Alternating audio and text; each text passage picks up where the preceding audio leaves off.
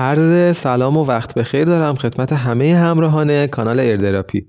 لینک کانال من توی تلگرام رو میتونید در بالای همین ویدیو مشاهده بکنید و اگه دوست داشتین میتونید جوین چنلم بشین. همچنین برای حمایت از من میتونید منو توی یوتیوب یا آپارات دنبال بکنید و اگه از این ویدیو خوشتون اومد حتما لایکش بکنید. اما بریم سراغ دیلی کمبو پیکسل ورس تاریخ 20 تیر 1403. اگه هنوز توی کار کردن با این ربات مشکل دارین میتونین از لینک آموزشی که توی توضیحات همین ویدیو براتون گذاشتم استفاده بکنید. مثل همیشه برای وارد کردن کارت های دیلی کمبو از بین گزینه های پایین قسمت ریوارد رو انتخاب میکنم و از قسمت دیلی کمبو روی گزینه پلی کلیک میکنم. حالا کافیه این 4 تا خونه خالی رو به ترتیب با همین 4 تا کارتی که من پر میکنم پر کنید.